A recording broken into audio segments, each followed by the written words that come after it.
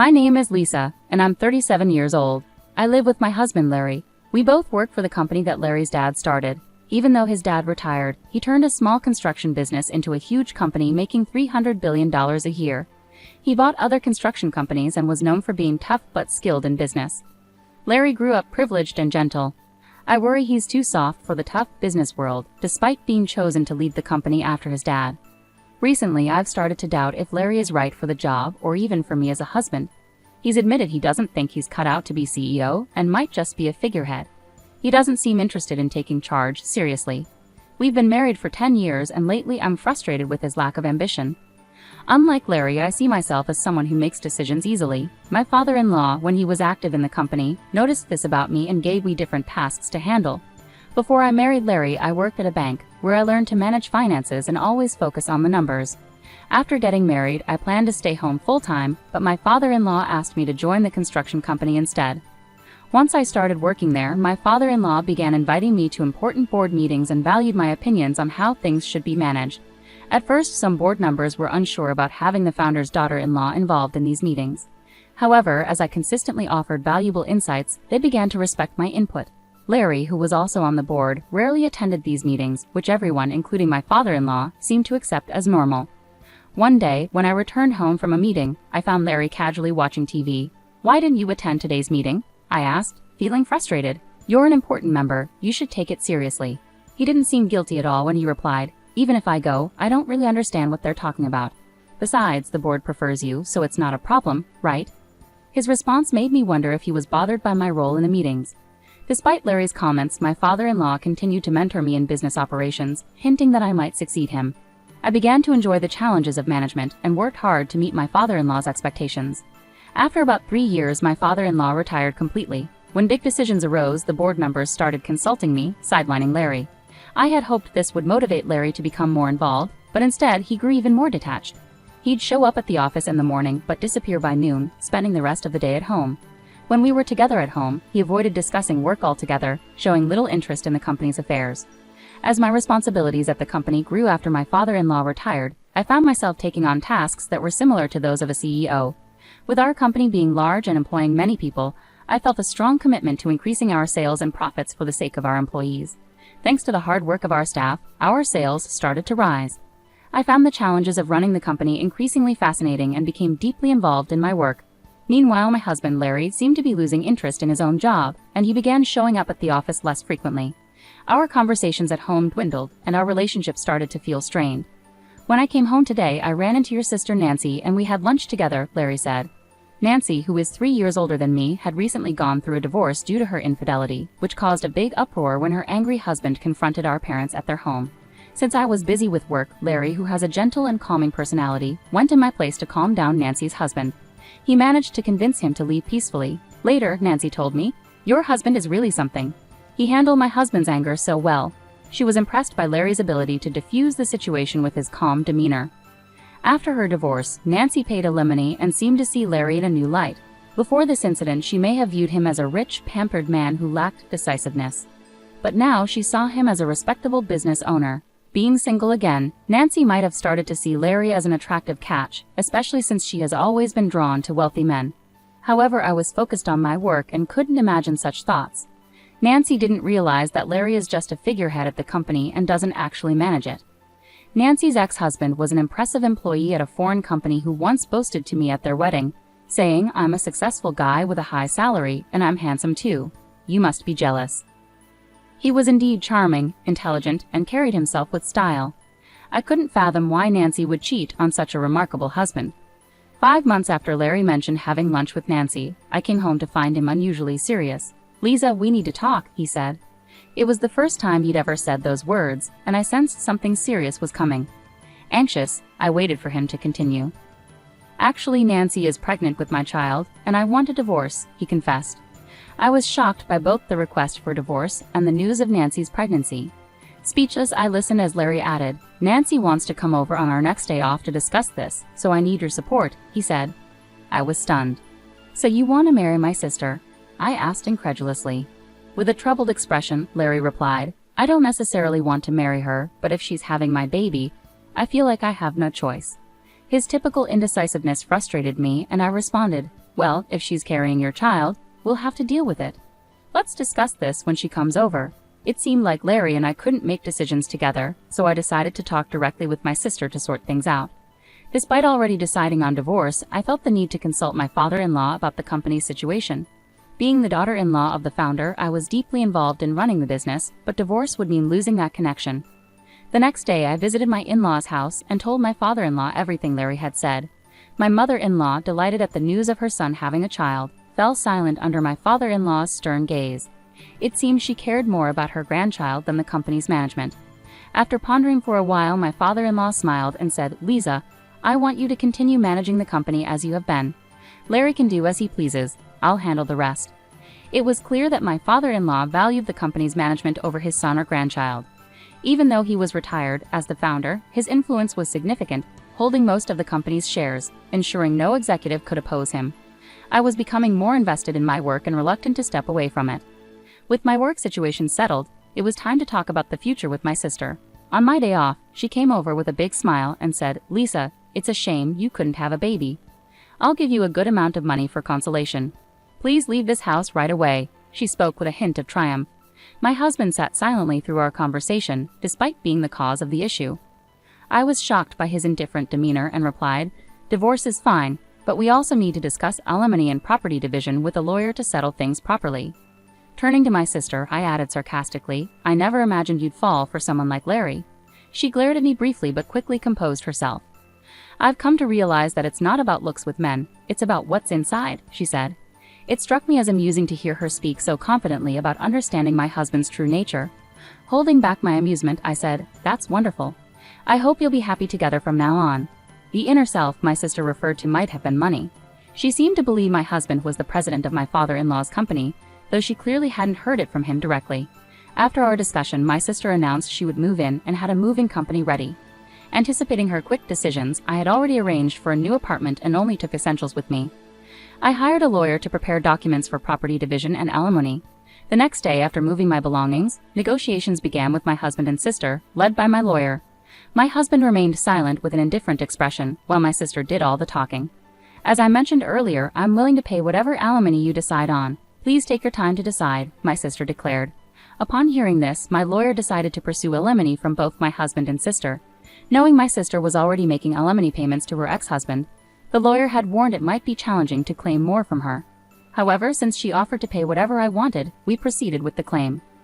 When discussing the division of property, my sister confidently stated, "This mansion originally belongs to Larry's family, so it shouldn't be included in the property division, right?" The lawyer calmly replied, "This building and the land are owned by the company, so that decision rests with the company." To my surprise, even my husband seemed to believe the house belonged to his father.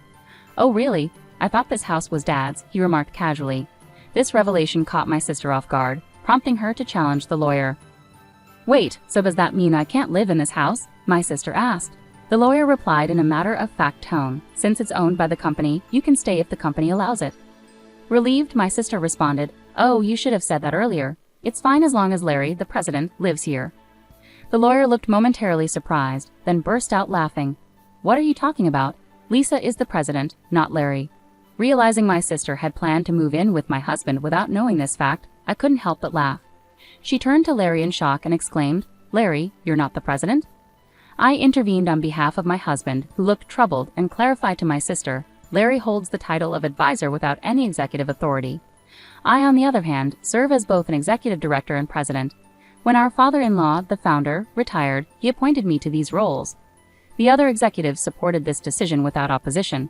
As for Larry, he receives an executive salary due to his father's arrangement, but it's more symbolic than practical since he doesn't perform executive duties. In fact, his salary is less than what a regular employee would earn, and I cover all our living expenses. He's indifferent to our household finances and was unaware that our home, though company-owned, was subject to rent set by my responsible father-in-law. I saw it as a standard rental agreement. While I considered this normal, the lawyer, still chuckling, asked me, "Can we continue renting this house to Larry?" My sister reacted strongly to the mention of rent from the lawyer. "Rent? Are you serious? This is company property. It should be free," she exclaimed.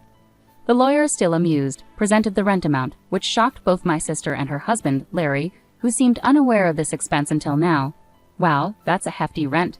I can't afford that with my salary," Larry admitted. His executive compensation wouldn't cover such high rent, leaving little for their living expenses. Throughout our 6 years of marriage, Larry's modest executive salary had been fully spent, just as my salary had been drained by our high living costs. With few assets left, dividing our savings was the only practical solution. After the lawyer left, my sister realized the mansion she had hoped to live in was actually rented, leaving her visibly disappointed. Meanwhile, Larry appeared unfazed, maintaining his usual grin. I suggested, "Why don't you move back to your parents' house? Your mother was thrilled about the pregnancy news." Larry agreed, but inside I couldn't help but chuckle at the irony of arranging this for my soon-to-be ex-husband. I started to worry about whether this unreliable man could handle fatherhood, but quickly decided it was no longer my concern. I turned to my sister, who appeared to have forgotten about her own alimony situation, and asked, "Are you okay with the alimony payment, sis? You seemed confident earlier, but you're also paying your ex-husband, right?" She looked stunned, snapping back to reality. "Alimony? I have to pay alimony too?" she asked, clearly surprised and seemingly unaware of the earlier discussions. "You said you'd give plenty of alimony, but you didn't mean I'd have to pay it, did you?" "My salary is really low," she added. Larry and my sister exchanged bewildered glances, which almost made me burst into laughter. I had already finalized the divorce papers and alimony requests. Personally, it didn't matter much to me, but witnessing Larry and my sister in this situation was rather pitiful. As predicted, my ex-husband had moved back to his parents' home after marrying my sister, just as I had warned. However, constant quarrels between my sister and my in-laws ensued. The main cause of conflict was the lie about my sister being pregnant with Larry's child. His mother, eager for a grandchild, was furious upon learning the truth. My father-in-law, who had never approved of my sister from the start, refused to even speak to her. He covered the alimony for Larry, which was promptly settled. Witnessing the drama unfold, my sister pleaded with my father-in-law, "Dad, could you please pay my alimony too?" His response was stern and angry. "I have no reason to be called Dad by you." He was visibly upset. Seeing that nothing was going her way, my sister left my ex-husband's family home abruptly, without saying a word, and disappeared. It became clear that she had remarried my ex-husband simply to shoulder the burden of alimony, a decision that seemed incredibly foolish. My ex-husband appeared to contemplate reconciling with me, but his father admonished him, "You're not the kind of man who should even consider starting a family. You can't even take care of yourself properly." Reflecting on everything that had transpired, I knew it was for the best when Larry initially agreed to return to his parents' home. While his mother was thrilled about the prospect of a grandchild, I couldn't shake the feeling that Larry was entirely unprepared for the responsibilities of parenthood. His perpetual indifference during our marriage hadn't changed, and I doubted it ever would. Seeing my sister's shock when she realized she had to pay alimony was almost comical. Despite her initial confidence, it was clear she hadn't fully considered the financial implications. Her strained financial situation was now compounded by additional payments, and I couldn't help but wonder how she could be so naive. The negotiations for alimony and property division proceeded smoothly under the guidance of my lawyer, who ensured fairness throughout. In contrast, Larry and my sister appeared bewildered and overwhelmed by the process. They exchanged looks of surprise and confusion, revealing their lack of preparedness for the realities they were facing. Moving out of the house marked a significant milestone for me. I had already secured a new apartment and was eager to begin anew. The house, once my home, now felt like a weight lifted off my shoulders. Knowing it belonged to the company, leaving it behind symbolized shedding the last remnants of my life with Larry. After I moved out, the tension between my sister and my in-laws escalated. The deceit about her being pregnant with my ex-husband's child deepened a divide that couldn't be healed. My father-in-law, who had always disapproved of my sister, became even more outspoken in his disdain. He saw her as someone who had disrupted our family, and this latest deception validated his concerns. When my sister asked my father-in-law to cover her alimony, he coldly rebuffed her. "I have no reason to be called Dad by you," he declared, his anger palpable. Her hopes of a comfortable life supported by my ex-husband's family shattered, leaving her without the expected backing. Eventually, she left my ex-husband's family home abruptly, disappearing without a word. Her attempt to marry my ex-husband and secure financial stability had failed miserably, only adding to the turmoil. My ex-husband, facing the consequences, seemed to contemplate reconciling with me. However, his father intervened with stern criticism. "You're not the type of man who should consider starting a family. You can't even take care of yourself properly," he admonished, emphasizing the seriousness of the situation.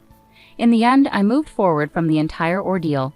I concentrated on my work and embraced my new life, leaving behind the turmoil that had consumed my marriage. It was clear that Larry and my sister had their own paths to navigate, and I had no intention of being entangled in their drama any longer. This experience taught me valuable lessons about trust, responsibility, and the importance of making decisions that are right for oneself. I made up my mind never to reconcile with my ex-husband, even if he begged. My faith in him was shattered when he betrayed me with my sister, and his indifferent demeanor during our discussions disgusted me. He lost his executive position and now works as a temporary employee. His behavior throughout our marriage and after the affair showed me that he wasn't dependable or trustworthy. His lack of dedication to our relationship and the company proved he wasn't suited for the responsibilities he held. Seeing him now demoted from an executive to a temporary role reaffirms my decision to move forward independently. I have continued in my role as CEO, which has become paramount in my life. Leading the company gives me purpose and satisfaction. It keeps me driven and focused, and I take pride in my work every day. I strive to improve the company for the benefit of our employees and their families. Being CEO has become integral to my identity, and I cannot envision relinquishing it. After the breakup, the idea of starting a new relationship doesn't appeal to me at all. I've been through too much emotional turmoil to consider it. Right now, my priority is focusing on myself and my career. There's so much I want to achieve, and I don't want any distractions. I've kept in touch with my father-in-law, who has been a great source of support throughout everything. His experience and wisdom have been invaluable to me. Whenever I face tough decisions or need guidance, I can rely on him for insightful advice. Our relationship has grown stronger, and I truly value having him as a mentor. For the time being, I see my commitment to the company as akin to a marriage. It requires dedication, hard work, and passion. My goal is to ensure the business thrives and our employees have job security and a stable future. Their well-being is my priority, and I take my role as CEO very seriously. This journey has taught me a lot about resilience and staying true to myself. Despite the personal challenges, I've managed to steer the company on a steady path and even achieve growth. It's not always easy, but knowing that I'm making a positive impact on people's lives keeps me motivated. Ultimately, my focus remains on leading the company and supporting my team. I'm determined to build a successful future for all of us. While my personal life has had its share of ups and downs, my professional life provides stability and a sense of accomplishment. This is where I draw my strength and where I choose to channel my energy for the foreseeable future.